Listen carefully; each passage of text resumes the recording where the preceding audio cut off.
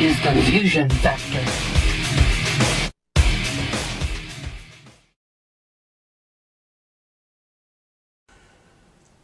Hello, my name is Justin Oldham, and I am the creator of AC After Collapse. As the name would suggest, it's a post-apocalyptic role-playing game, and in the future, I hope it'll be a whole lot more than that.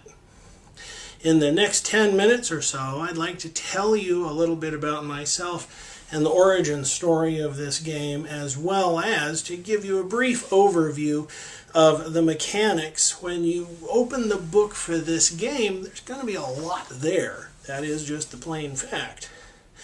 And like all role-playing games that you have on your shelf today, it started with an idea.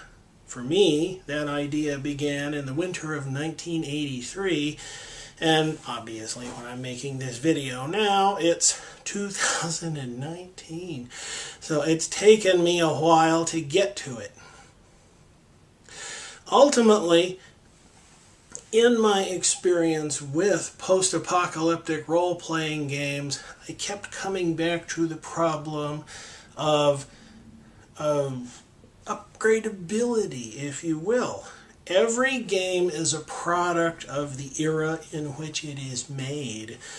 When we first got our taste of post-apocalyptic role-playing in the late 1970s and early 1980s, the internet, as you know it today, did not exist. It was just an idea. When a lot of people went to the movies and saw Arnold Schwarzenegger in Terminator, we had burgers and fries, we talked about it, and we said, really, how much of that is actually going to happen? Well, now here we are today on the threshold of artificial intelligence, genetic editing, and a whole new kind of internet, and all of that does spell a future in which artificial intelligence will save us or destroy us, one way or the other.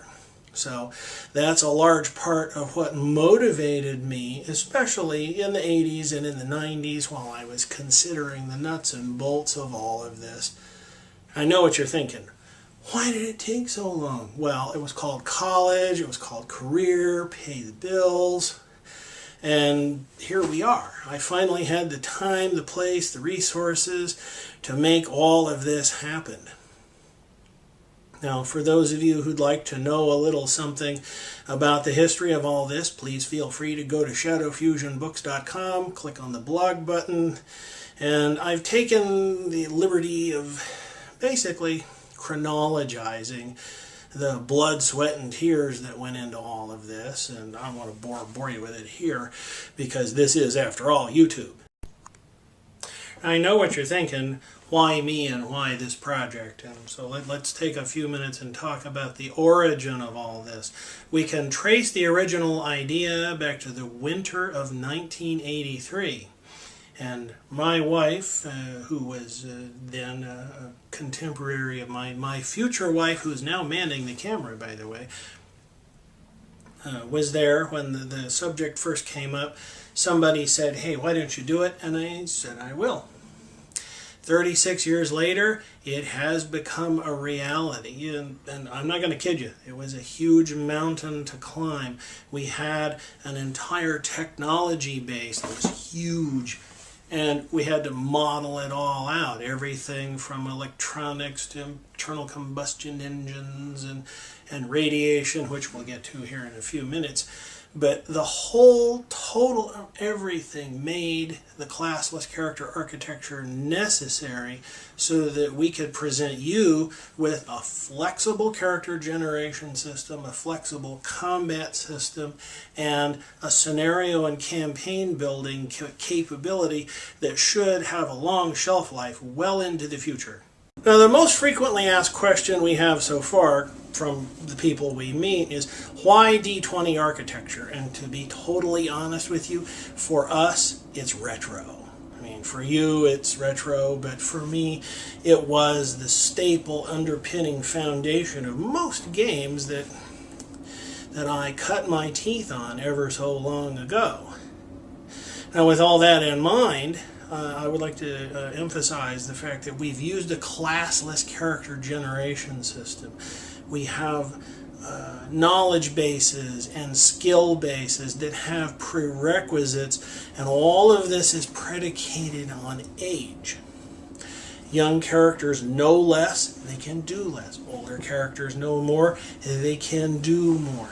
As abstract as that sounds, it actually takes up a dozen pages in the basic book. That's how much we had to explain ourselves. On top of all that, we looked at the armor and combat systems that are most commonly used in a lot of games, and with casual gaming in mind, we decided to go ahead and use an armor point system that is affected positively or negatively by load. Now, we've all seen this. Everybody sits around the game table and everybody's got a character sheet 9 pages thick, because nobody takes into account the physical weight of all that loot they've got in their pockets. And during gameplay, people are reaching into their pockets and their pouches, and they're coming up with all kinds of things that are useful in the moment, but all of it has to weigh something. If you ask any veteran who's been to Iraq, Afghanistan, anywhere else, the weight of the vest and the helmet is something you'll never forget. So when you factor that into the armor class, what it boils down to is that the more heavily encumbered you are, the slower you move. The slower you move, the easier you are to hit. But the balancing factor for us was the armor point system. So when characters and NPCs are attacked, if the amount of damage does not penetrate the number of armor points, the underlying individual remains unharmed. Now, as you can expect, that does mean that firearms, energy weapons, Gauss weaponry, all of that is going to have a lot of stopping power, because it has to be able to punch through armor. Now, we are trying to cram an awful lot into about 10 minutes or so, so let me take a moment to focus on radiation. There's nothing more quintessential in the post-apocalyptic universe than radiation. There's quite a few games out there that show you radiation where characters are mutated. Well, what we did was we broke this down into several different forms of radiation, which can have fantasy justifications, and for all the physics majors out there, yes, there's plenty of science applications for all this. So we start off with debilitating radiation, then you have harmful radiation, and you have mutagenic radiation, and you can have composites of harmful and mutagenic radiation that let referees simulate the hardcore stuff that'll just melt you to a puddle of goo if it doesn't transform you into some sort of mutant. And as esoteric as that sounds, what we discovered during playtesting is that it allowed referees to come up with a wider range of scenarios. In a lot of cases, a lot of stuff that's outside the norm. But having said that, I want to transition into the scenario versus campaign thing here just for a moment. Now, I'm not going to pull any punches here. We knew we had a tall hill to climb here, big mountain, the whole thing.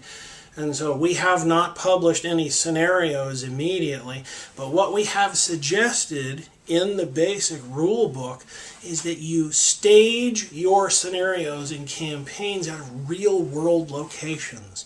Start with the town you live in, the city, the state, the province, the country, and work out from there. One of the things I learned a long time ago is that a gaming experience is much more immersive when players feel like they already know something about the terrain. So if you start with your city, your town, and the referee paints the post-apocalyptic picture. Because you're talking about things that happened in the 22nd century or later, it's very easy to refer to old landmarks everybody's familiar with, or to include new structures that don't exist yet. I know that's a lot to get through in 10 minutes, especially with such broad generalizations, but I'd like to thank you for spending the last 10 minutes with me. If you have any questions or comments, please feel free to find us online at shadowfusionbooks.com. There are blog entries that explain more of this in greater detail, and, of course, more videos like the one you've just watched. Thank you for your time, and have a good day. You've been listening to The Fusion Factor, brought to you by Shadow Fusion Books. Find us online at shadowfusionbooks.com.